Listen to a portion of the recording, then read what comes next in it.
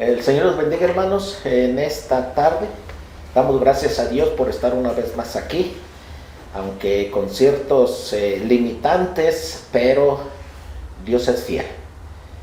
No queremos quedarnos 100% en nuestras casas, sino queremos darle un mensaje de esperanza, de paz, de tranquilidad, de que Dios es fiel. Y vamos a orar. Eterno Dios, estamos en tu presencia, Padre, bendiciendo tu nombre. Te damos gracias porque tu misericordia, dice tu santa palabra, que es nueva cada mañana. Tu santa palabra nos da aliento, nos da confianza. Tu Espíritu Santo le dice a nuestro espíritu que somos tus hijos y que en ti estamos seguros, que estamos protegidos. Y sea la vida, sea la muerte, te pertenecemos. Y eso es lo que nos debe de llenar de paz y de tranquilidad. Gracias te damos, Dios, en el nombre de Jesús. Amén. Vamos a estar leyendo en esta tarde el capítulo 24 de Segunda de Samuel. Vamos a estar tocando la historia, un episodio importante de la vida de David. Y dice el capítulo 24 de Segunda de Samuel: volvió a encenderse la ira de Jehová contra Israel, e incitó a David contra ellos a que dijese: ve, haz un censo de Israel y de Judá. Y dijo el rey a Joab, general del ejército que estaba con él: recorre ahora todas las tribus de Israel, desde Dan hasta Beerseba, y haz un censo del pueblo para que yo sepa el número de la gente. Un pasaje paralelo se encuentra en Primera de Crónicas, capítulo 21, y dice: pero Satanás se levantó contra Israel e incitó a David a que hiciese censo de Israel. En Segunda de Samuel, aparentemente podemos entender que Dios incitó a David para que hiciera este censo. Pero ya en Primera de Crónicas, capítulo 21, nos está diciendo textualmente: Satanás se levantó contra Israel e incitó a David a que hiciese censo de Israel. Ahora, podemos decir cuál fue el gran pecado o el gran problema de que David mandara hacer este censo. Bueno, déjeme decirle, los censos en el tiempo del Antiguo Testamento eran únicamente por dos razones. Ahora, el que no esté muy familiarizado qué es un censo, por lo general es un conteo de la población. Cuántos ancianos, cuántas mujeres, cuántos solteros, cuántos niños, cuántas niñas, en qué trabajan. Pero en este caso en particular, David mandó hacer un censo para ver cuánta gente tenía en su ejército. Y los censos en el tiempo del Antiguo Testamento, como ya lo había dicho anteriormente, eran únicamente por dos razones.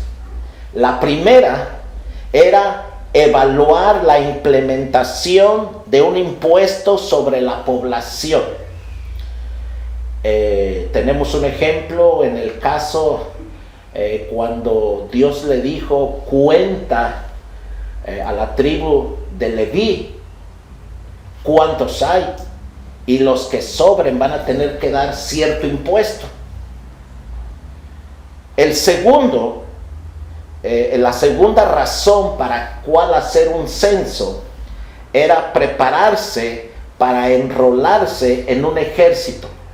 En otras palabras, Dios le prohibió a David implementar impuestos sobre su pueblo y solo Dios podía ordenar a su pueblo a hacer guerra. Eran dos asuntos solamente de Dios. Pero como estamos viendo, David fue incitado por Satanás y levanta un censo para ver cuánto tienes de ejército, el poderío bélico que tú puedes tener. Ninguna de estas dos razones David tuvo para hacer dicho censo. Levantar un censo demostraba un momento de debilidad en la fe de David, porque procuraba comprobar la fortaleza física de su ejército, la fortaleza de su nación, en lugar de depender de Dios, el escudo de la nación. Dios siempre ha querido y siempre quiso ser el protector de su pueblo. En este tiempo específicamente, Dios no le dijo que hiciera ningún censo. Pero ¿esto qué tiene que ver con nosotros? Eso hace muchos cientos o miles de años que pasó esto. ¿Qué tiene que ver con nosotros el censo que hizo David? Dice la palabra de Dios que después del censo, aunque quiero decirle primero que a su capitán que envió, que fue a Joab, no le pareció bien esto. Le dijo: ¿sabes qué? Que Dios te dé 100 veces más de lo que ahora tienes. En otras palabras, que seas muy, muy poderoso. Pero David dice la Biblia que pudo más la palabra de David que lo que le decía Joab. Después de que terminaron de este censo, dice la palabra de Dios que había en todo Israel 1,100,000 que sacaban espada, y de Judá 470,000. O sea que era un ejército poderoso. No le bastó a David entender y saber y tener la confianza de que Dios era su protector, porque si usted sabe la historia de David, era un hombre que siempre dependía de la voluntad de Dios. Era un hombre que siempre consultaba a Dios. Era un hombre que decía: voy a ir a atacar a X pueblo, ¿me vas a dar la victoria? Y Dios le decía: te la voy a dar. ¿Quieres que suba? Y Dios le decía: sube. Dios le daba las estrategias de guerra a David, pero en este caso David falló. Y David falló por las dos razones que le acabo de mencionar. No tenía ninguna autoridad David. Dios no le dijo que hiciera este censo. Fue asunto netamente de David. Pero a lo que quiero llevarlos es a esto.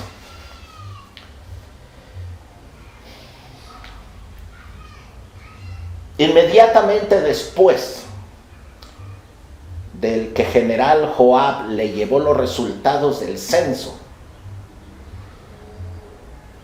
dice la palabra de Dios que David entendió que había pecado en contra de Jehová. David entendió que había hecho algo mal, que había ofendido a Dios, que se había apoyado en lo que el ejército tenía, en el ejército que él tenía. Y David entendió que había pecado. David reconoció su falta delante de Dios. Dios envió a un profeta. Dios, a través del profeta Gad, le dice: van a haber 3 consecuencias por lo que tú acabas de hacer. Dice la Biblia, vas a tener 3 años de hambre, o deseas ser 3 meses derrotado por tus enemigos, o va a haber 3 días de mortandad. Y le dice el profeta Gad, escoge qué es lo que quieres, porque yo necesito ir a Dios y decirle qué es lo que tú quieres. Y David volviendo en sí, y aquí empieza la aplicación realmente de esta historia. David, aún sabiendo que había ofendido a Dios, sabiendo que la comunión con Dios no estaba tan como debería de ser, David reconocía la misericordia de Dios aún en esta circunstancia. Y David dijo, yo no quiero ser perseguido por mis enemigos, yo no quiero esa hambre, yo quiero mejor que Dios me discipline. 3 años de hambre, 3 meses ser derrotado delante de tus enemigos, o 3 días o ser azotado por 3 días con la espada de Jehová. David dice, estoy en grande angustia. Ruego yo caiga en la mano de Jehová, porque sus misericordias son muchas en extremo. Después de haber cometido esta falta, David, él reconoce y él prefiere ser disciplinado por la mano de Dios por una simple y sencilla razón.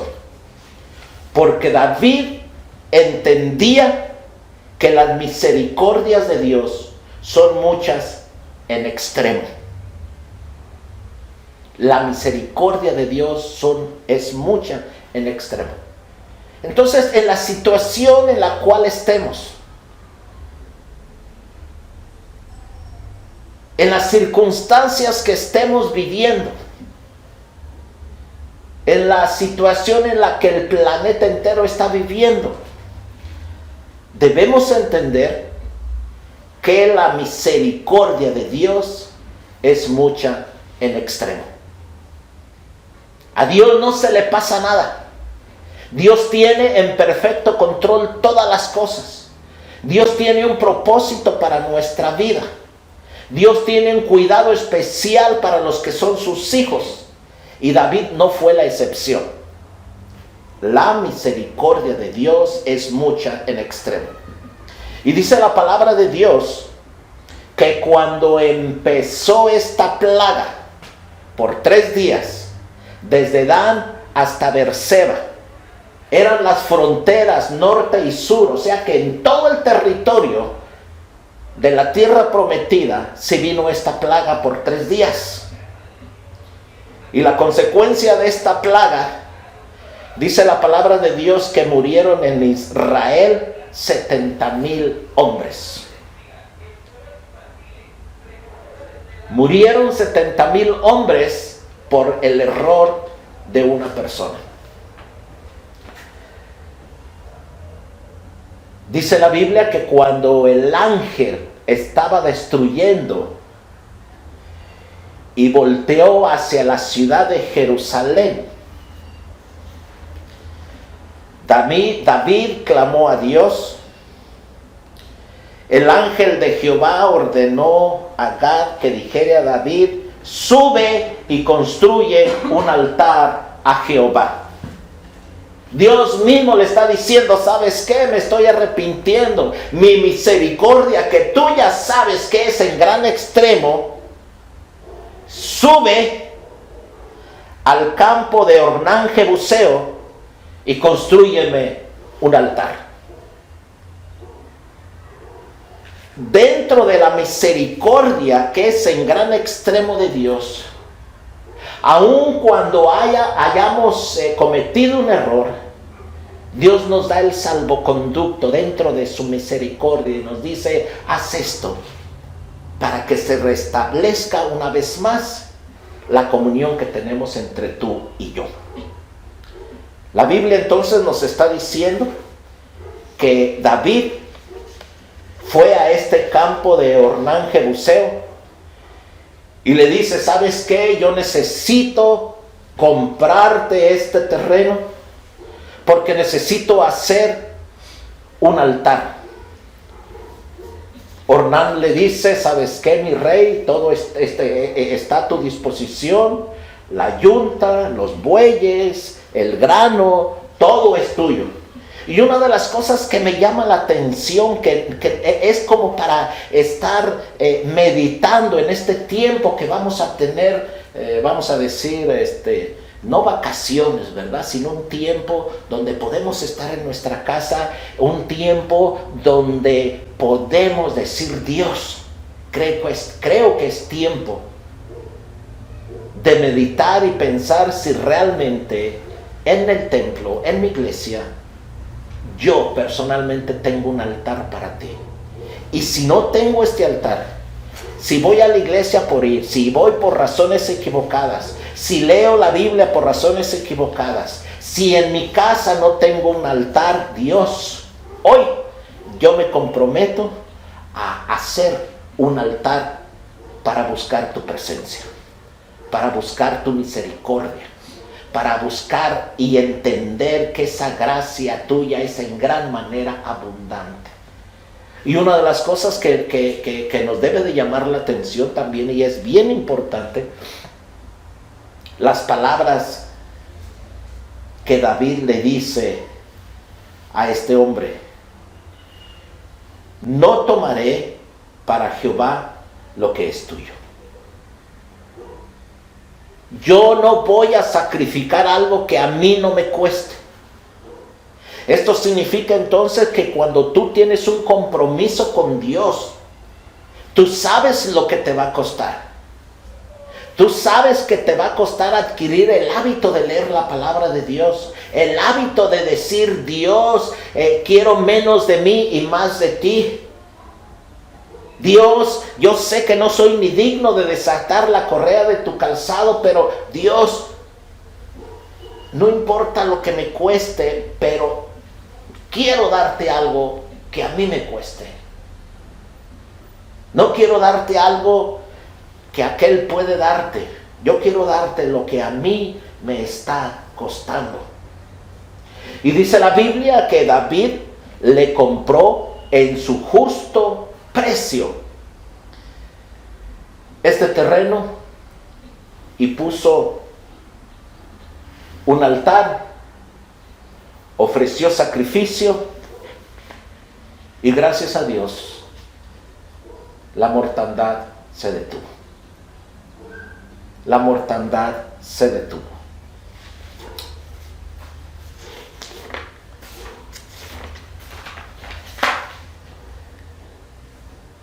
El Salmo 91, por lo general, lo recitamos. Muchas personas lo tienen su Biblia abierta.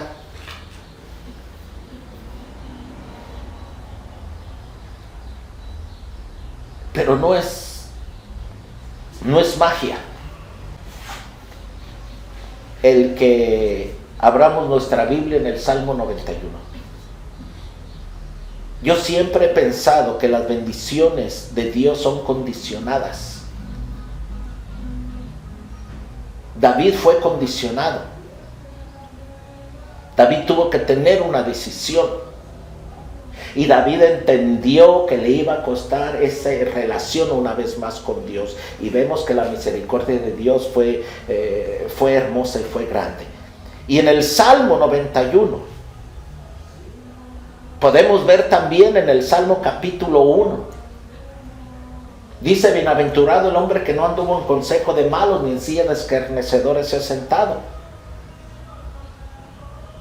Para disfrutar la bendición de Dios, tenemos que comprometernos en hacer algo, en dejar de hacer cosas que le desagradan a Dios y empezar a hacer cosas que le agradan a Dios.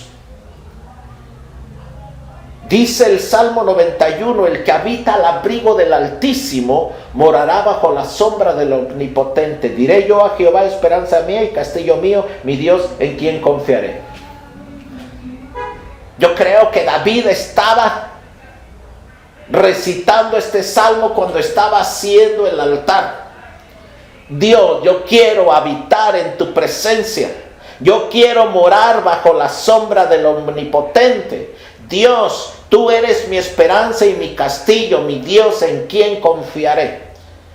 Debemos de tener una relación con ese Dios lleno de amor y de misericordia para que después podamos entender que todas las bendiciones que Dios nos está ofreciendo son activas a favor nuestro. Que nuestro corazón está reinando, que nuestro corazón está reinando el Señor Jesús, que somos guiados por su palabra, que somos guiados por su Espíritu Santo, que tenemos un pacto con Dios, que conocemos la misericordia de Dios. Y entonces realmente la Biblia nos está diciendo: Él te librará del caso del cazador, con tus plumas te cubrirá, no temerás al terror nocturno, ni pestilencia que anda en oscuridad. Y hoy por hoy el mundo entero está en pánico, está haciendo compras de pánico, está amontonando cosas que ni siquiera se van a comer y están dejando a gente que no tienen que comer. Pero la Biblia nos está diciendo que si yo habito al abrigo del Altísimo, en realidad ni plaga va a tocar mi morada. No va a haber nada. La Biblia nos está diciendo que Dios tiene perfecto control de las cosas. Y nosotros no somos cosas, somos sus hijos.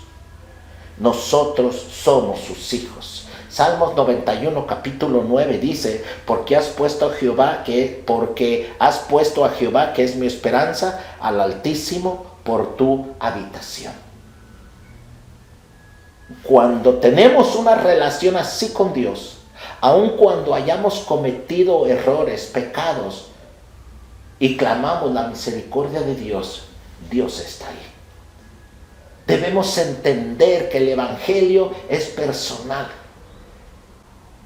La comunión con Dios es personal, es íntima. Por cuanto a mí ha puesto su amor, yo también lo libraré, le pondré en alto, por cuanto ha conocido mi nombre. La invitación en esta tarde es que estemos seguros que estamos conociendo el nombre de Dios, que lo conocemos como papá, que lo conocemos como Señor, como Salvador, que lo conozcamos como lo conocía David, porque yo sé que tus misericordias son grandes, en gran manera tu misericordia es en abundancia. David cometió un error, David recibió disciplina y David le dijo: Dios, quiero hacer un holocausto, quiero hacer un sacrificio, quiero hacer un altar. Que en este tiempo que vamos a estar mucho tiempo en nuestras casas, tengamos esa oportunidad y esa bendición de hacer altares en cada hogar de Ministerios Nueva Jerusalén. Que los papás tomen realmente la investidura de sacerdote, que las mamás tomen la investidura de sacerdote, que los hijos también, porque dice la palabra de Dios, somos reyes y sacerdotes. Que no esperemos a que las cosas se compliquen. Dios, aquí estoy y te doy gracias, porque son grandísimas tus bendiciones, porque tu misericordia es grande. Amén. El Señor le siga bendiciendo, siga leyendo su Biblia. Vamos a seguir teniendo estas grabaciones.